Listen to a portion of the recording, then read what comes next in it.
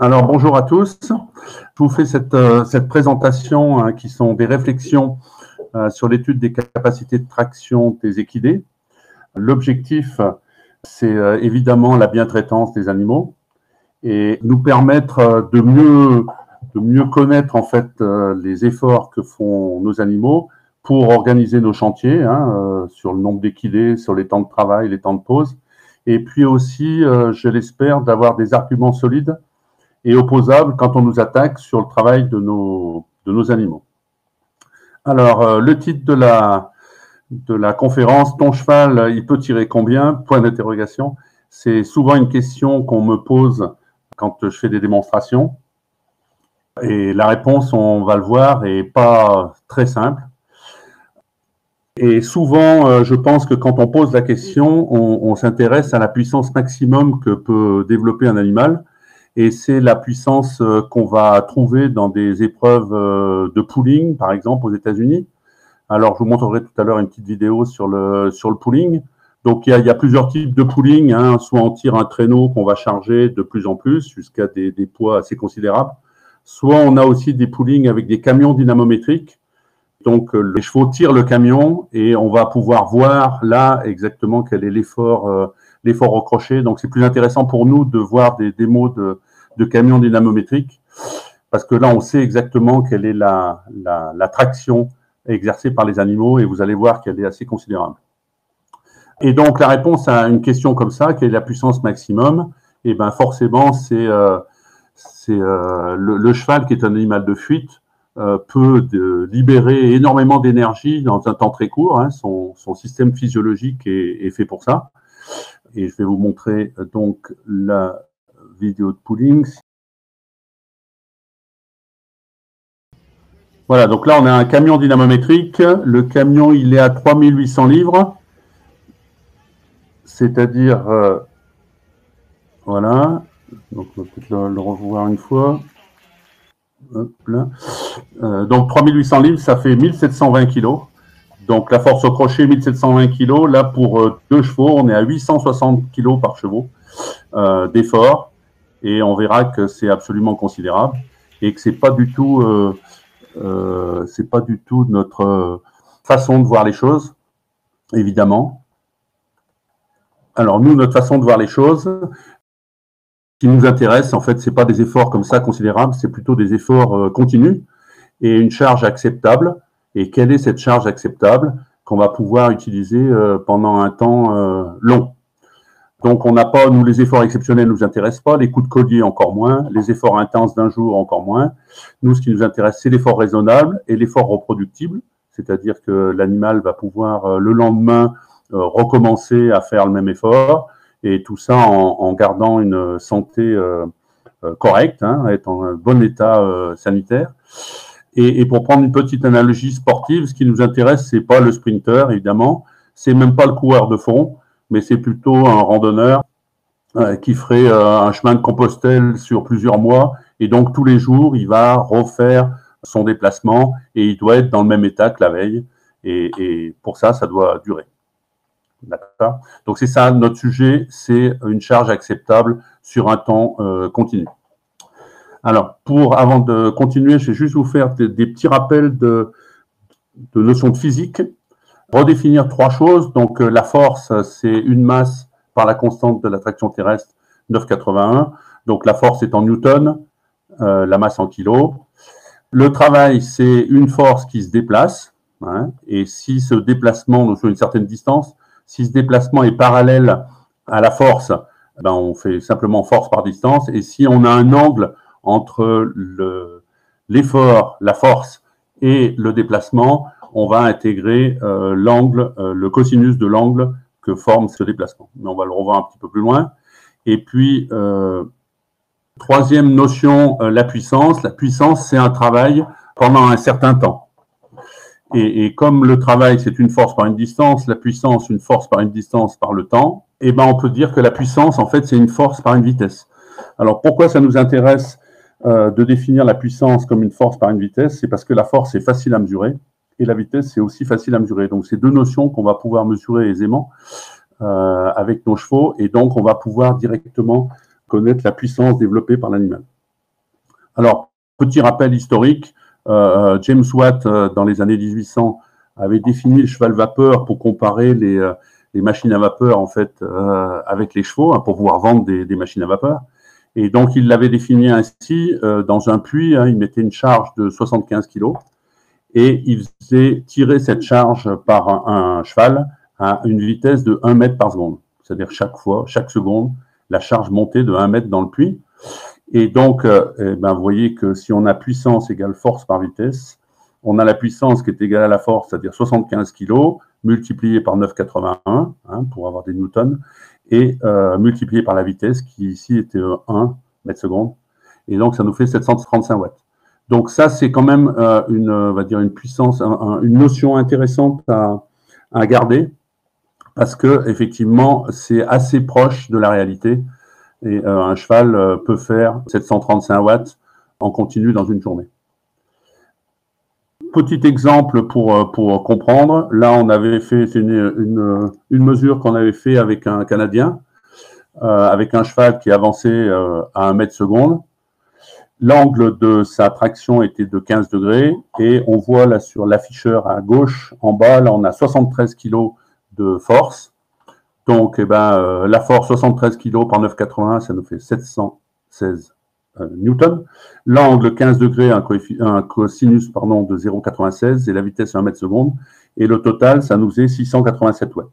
Donc, dans ce cas-là, vous voyez que le cheval, il était assez proche du cheval vapeur, puisqu'il était à 0,94. Donc ça, c'est on va dire les bases étant posées. Nous, ce qu'on a défini pour essayer justement de vérifier que les chevaux n'étaient pas dans le rouge quand on les utilisait, on a défini ce qu'on a appelé un effort standard. Alors, qu'est-ce que c'est un effort standard? C'est un effort qu'un cheval de travail, enfin un équidé en général, va pouvoir faire 6 heures par jour, 5 jours par semaine. Alors évidemment, il faut un animal qui est en bonne santé, qui est correctement entraîné et qui est suffisamment nourri. Et surtout, cet effort standard, il va pouvoir le faire donc toute sa semaine et la semaine suivante, il va pouvoir recommencer avec, pareil, une stabilité dans son état de santé. Une fois qu'on a défini l'effort standard d'un animal, évidemment, ça a une vitesse donnée et en l'occurrence, nous, pour l'instant, on travaille surtout au pas. On va pouvoir définir un effort important. L'effort important, ça va être le double de l'effort standard, et un effort intense qui est le triple de l'effort standard. Donc tout ça nous donne 3 balises, 3 seuils, et à partir du moment où on en a fixé un des 3, on va pouvoir trouver les 2 autres. D'accord? Donc ça, c'est notre hypothèse. On peut déterminer un effort standard pour chaque animal. Et dans la littérature, hein, quand on regarde un peu les choses, je vais passer rapidement là pour pas perdre trop de temps là-dessus. Le CIRAD, par exemple, en 96, avait déterminé que, alors c'était en Afrique, hein, des mesures en Afrique, qu'un cheval pouvait tirer 13% de son poids pendant une journée. Ça me paraît un petit peu optimiste, mais donc leur effort standard à eux, c'était 13% du poids de l'animal. Pour les rouliers, donc les gens qui faisaient du transport sur route, ils considéraient que quand on avait un chariot d'1,5 tonne, il fallait un cheval, et quand on avait un chariot de 3 tonnes, il fallait 2 chevaux. Donc pour avoir une notion un peu de ce qu'on pouvait tirer, un cheval 1,5 tonne, 2 chevaux, 3 tonnes. Les chasse-marées qui faisaient donc la livraison du poisson en 24 heures de la côte atlantique, en gros Dieppe, Boulogne, sur Paris, faisaient des étapes de 30 km. Donc les chevaux étaient changés tous les 30 km à une vitesse de 14 km/h. Alors 14 km/h, c'est déjà un trop rapide, mais sur des voitures qui faisaient 3,5 tonnes, ils mettaient 4 chevaux. Et si vous faites le calcul, vous verrez que c'est assez proche de ce qui est au-dessus. Les chevaux d'omnibus, la CGO, la Compagnie Générale des Omnibus, a fait beaucoup de mesures pour les chevaux d'omnibus. Il y avait plus de 10 000 chevaux d'omnibus à Paris. Et dans les mesures, il déterminait qu'un cheval d'omnibus au petit trot, hein, il essayait de ne pas s'arrêter aux arrêts pour ne pas avoir des redémarrages, devait tirer 35 kg force. Ce qui paraît un effort assez faible, mais c'était au petit trot. Et les chevaux travaillaient entre 1h30 et 3 heures suivant les lignes. Pour les chevaux de tramway, donc le coefficient de frottement est encore meilleur parce qu'on est sur des rails. Les chevaux étaient en moyenne à 27 kg et ils étaient un peu plus rapides à 11 km/h, toujours 1h30 à 3h. Sur des mesures qu'on a fait et qu'on trouve aussi dans la littérature, une charrue Brabant à 2 chevaux, donc chaque cheval tire à peu près 120 kg force. Il marche au pas à 0,8 km/h. Des mesures qu'on a fait, nous, sur une calèche de ramassage scolaire qui faisait 1 tonne 3, on était sur des efforts de 20 kg, donc des efforts très faibles, de moyenne, hein, avec du petit trot et des passages au pas pour les ralentisseurs, par exemple. Voilà, pour vous donner encore quelques notions, quelques idées sur des mesures qu'on a faites, sur du labour en simple avec une charrue qu'on appelle une charrue tourne-oreille, là, qui est réversible, qui est basculante plutôt. Le cheval était à 105 kg d'effort moyen. Sur un cover crop, alors c'est un cover crop tracteur, mais qui est assez proche des cover crop chevaux, on était à 127 kg par cheval pour 2 chevaux.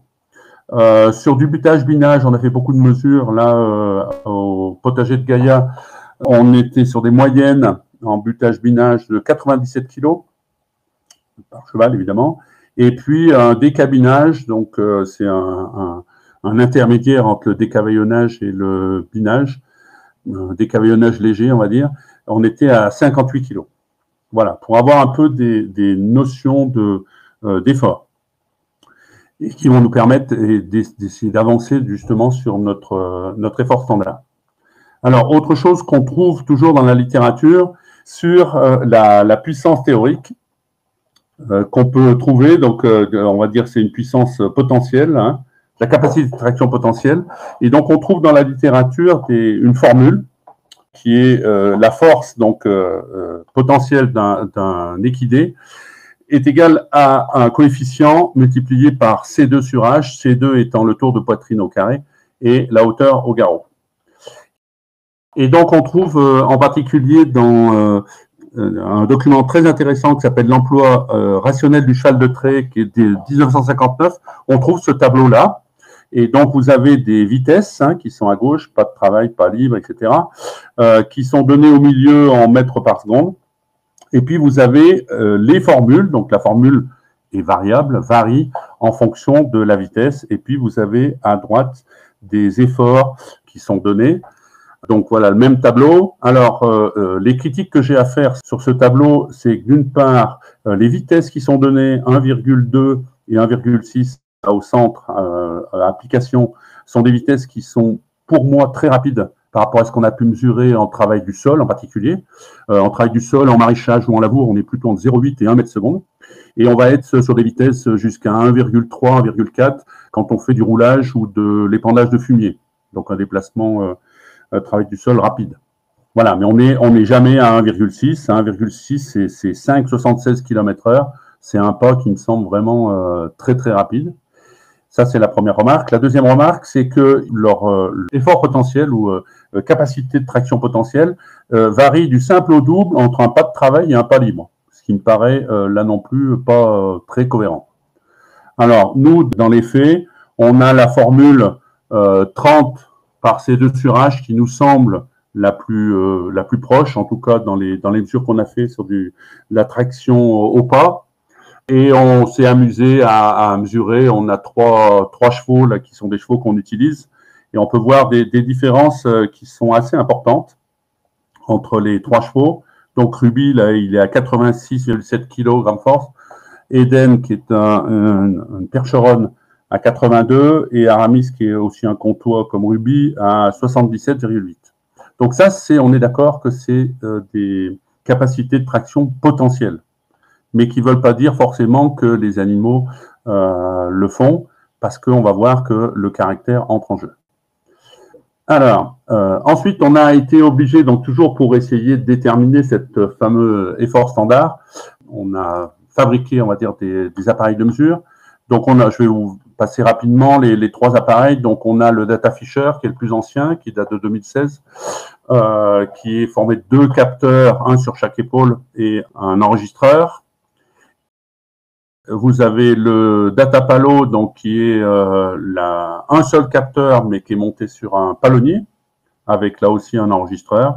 Et puis la dernière nouveauté, je vais vite, le DataWatt, qui est un appareil qui, lui, va nous permettre de mesurer la distance donc la vitesse, qui récupère par radio les efforts qui sont envoyés par le Datapalo ou le Datafisher et qui calcule en instantané la puissance.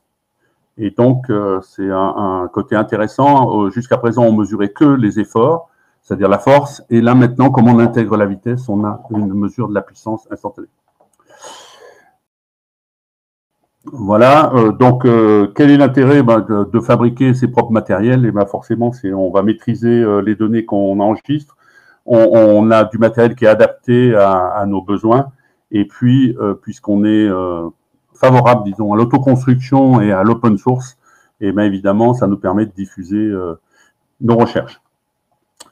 Alors, revenons à notre effort standard. Donc maintenant, on a défini les formules physiques, on a défini le matériel utilisé, on a défini ce qu'on veut obtenir, c'est-à-dire une valeur qui serait la valeur d'effort d'un cheval, qu'un cheval peut faire 6 heures par jour, 5 jours par semaine. Alors, pour ça, comment est-ce qu'on fait? Eh bien, c'est simple, on va donc utiliser nos appareils de mesure, on va donc mesurer l'effort, on va mesurer la vitesse, et on va faire varier la charge. Alors, c'est assez facile sur des outils aératoires. On va s'appuyer ou prendre plus dedans. On va filmer en continu ce travail et enregistrer les données. Et une fois qu'on a fait ça, on va faire une analyse visuelle. Alors, elle peut être sur le terrain ou elle peut être a posteriori, ou les deux. Et on va essayer d'interpréter les résultats pour essayer de déterminer à quel moment le cheval est en effort standard et à quel moment il est en effort important. Et une fois qu'on aura ces deux balises, on va pouvoir donner quelque chose. Donc, je vais vous montrer, j'espère que ça va passer, des petits films de quelques secondes. Donc, voilà. Je ne sais pas si je peux parler en même temps. Vous m'entendez? Alors, je vais essayer de prendre des vues latérales. 47, 40, 43, 41. T'es toujours à 0,8 mètres secondes. 43. Donc on voit là comment le titane là s'appuie. Hein. Donc on dirait qu'il est déjà à 40 kg, il est sans doute au-dessus de son effort standard. Alors un deuxième exemple. Alors toujours avec une ânesse. 70. 73. Tu vois là comme elle marque ses pas. Regarde comme elle marque ses pas. Et comme elle... 74, 67, 70, 69, 71, 74. Là, tu es descendu à 0,5. Donc là, on voit qu'à 74, on est, à mon avis, dans un effort important. Donc, son effort standard doit être en dessous. Et la même... Voilà, elle est remontée à 0, plus de 0,8 en vitesse. Ça descend, ouais. Et alors par contre en puissance, tu vois, elle est redescendue. 39 sur une épaule, 21 sur l'autre. Ah oui, bah tu vois là, tu vas avoir une vraie différence. C'est l'épaule gauche qui tire le plus, c'est ça. 51, 55, 52, 58, 61.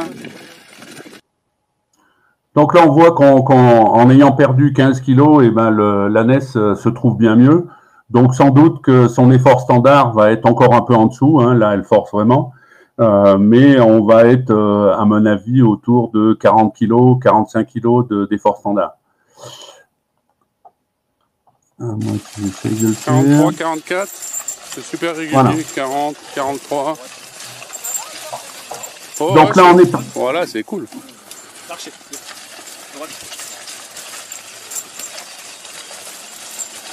44. Donc regardez le cheval. Donc le cheval là, il se balade vraiment. Hein, donc on voit que là, on est bien en dessous de son effort standard. Il se promène. Hein, il n'aurait rien derrière, ça serait pas très différent.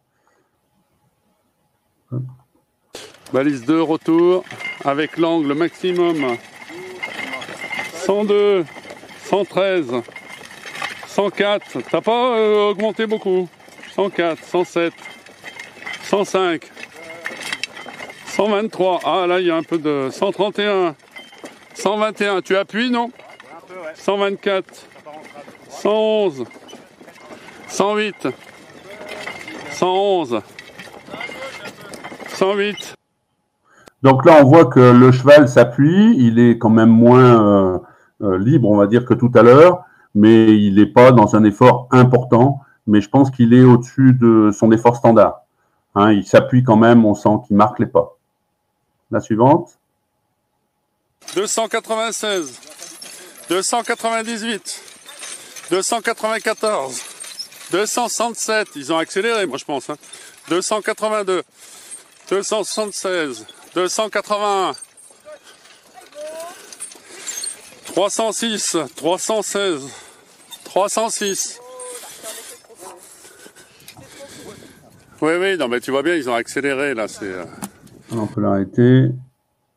Donc là, on voit que les chevaux, donc ils sont à 300 kg la paire, donc à 150 kg chacun. On voit que là, ils passent en effort important, hein, ils ont des signes. Donc en général, une accélération hein, quand le cheval commence à sentir que c'est dur. Et puis là, ils vont même jusqu'à s'arrêter parce qu'il y a un passage difficile. Et donc là, on pense qu'ils sont effectivement dans un effort important.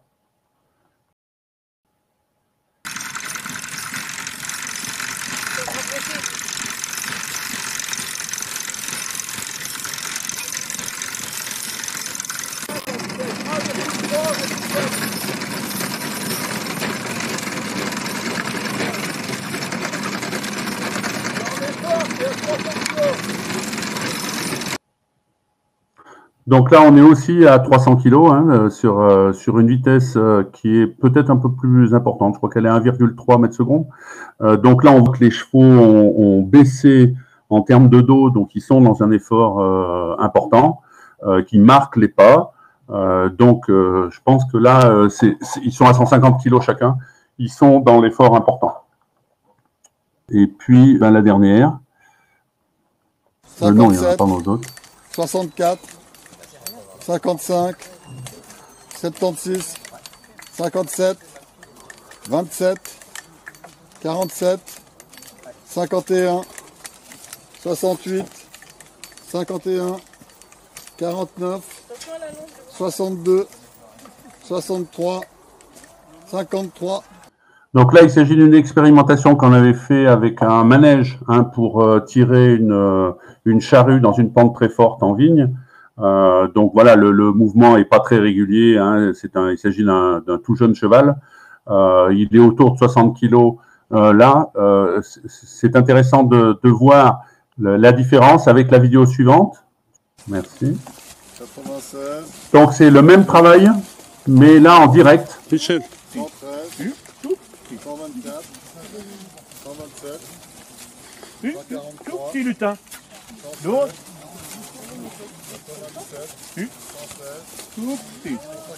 Oh. Donc là, on voit que pour le même travail, hein, puisque là, on fait une traîne en direct du câble, alors tout à l'heure, on était avec le système du manège démultiplié, mais il y a une variation intéressante de l'effort et on voit bien les réactions de l'animal. Hein. Et je répète, donc c'est un jeune animal et on voit que quand il est à 120, 130 kilos, et ben là, il a tendance soit à s'arrêter et à vouloir donner un coup de collier, puisque lui, sans doute que son effort important à ce stade-là de son dressage est autour de 130 kilos. Alors tout à l'heure, eh ben, il avait des hésitations, mais qui n'étaient pas liées à l'effort, mais étaient liées plutôt à la rotation. Et enfin, dernière vidéo, je crois, oui.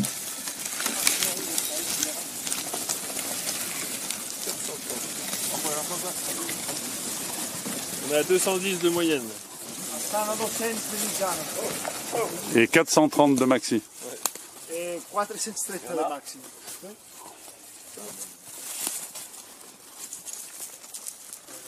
On va regarder la moyenne là en continu. On va bien essayer de filmer en même temps. 170, 200.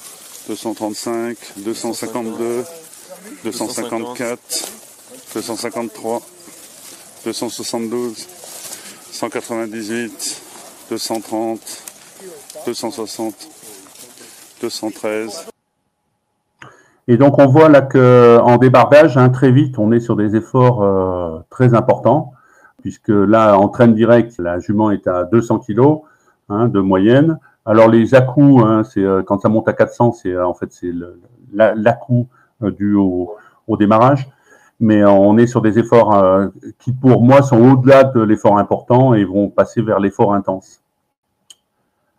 Alors, toutes ces observations et ces enregistrements permettent ensuite d'estimer, on va dire, quel est le moment où le cheval est vraiment à l'aise tout en travaillant, donc on est à l'effort standard, à quel moment on est à l'effort important, et d'avoir comme ça des repères, des balises qui sont propres à chaque animal. Donc, ce qu'il faut retenir, qu'on a un effort standard, donc on peut faire 6 heures par jour, 5 jours par semaine, qui typiquement sur des comptoirs de 700 kg est autour de 70-75 kg. C'est une balise approximative. Que donc l'effort important est au double, 140 kg, c'est ce qu'on avait dans l'épandage de fumier, par exemple, où chaque cheval était à 150 kg. Et puis, vous pouvez avoir de l'effort intense, qui est donc au triple de l'effort standard. Et là, on va trouver ça en débardage. Ce qu'il faut comprendre, c'est qu'en débardage, les longueurs de traîne doivent rester faibles, c'est-à-dire qu'on peut être sur un effort intense, à condition que cet effort intense ne soit pas trop long en termes de durée, puisque à 1 mètre seconde, si on a une traîne de 100 mètres, on est à un peu moins de 2 minutes. Donc pendant 2 minutes, le cheval va pouvoir être à l'effort intense, sachant qu'ensuite, il va revenir à vide, et donc là, il va marcher sans rien tirer pour revenir prendre la charge suivante. Et là, donc, il va être en récupération en termes de souffle et en termes de fréquence cardiaque. Donc, en fait, on peut utiliser un cheval à l'effort intense à condition d'être, qu'on va appeler un effort fractionné avec une récupération. Et c'était vrai aussi d'ailleurs dans l'épandage, puisque les chevaux revenaient à vide pour recharger. Et ensuite, il y avait plusieurs minutes, 5 minutes en gros, pour le temps d'être rechargé l'épandeur et de repartir. Donc, on avait là aussi un espèce de parcours fractionné qui permet de travailler avec des efforts importants. Donc, juste pour conclure rapidement, en fait, donc on a déterminé avec l'effort standard la puissance potentielle du cheval, mais cette puissance potentielle, elle n'est rien du tout sans son caractère. C'est comme un être humain, il peut avoir un physique d'athlète, s'il n'a pas le caractère qui va avec, le courage, l'envie, la docilité pour l'animal, s'il n'est pas entraîné, il ne va pas pouvoir faire le travail pour lequel il a une physiologie. Et puis, l'autre chose importante, c'est le partenariat, puisque le cheval, il ne va pas travailler tout seul, il va travailler avec un meneur, avec ses compétences, et c'est le partenariat du meneur et du cheval qui va déterminer l'engagement de l'animal et le travail effectif. Et enfin, ne pas oublier que même si on fait toutes les mesures qu'on veut, le cheval, c'est pas un tracteur, c'est un être vivant avec lequel il faut avoir une relation importante. Et je vous remercie de votre attention.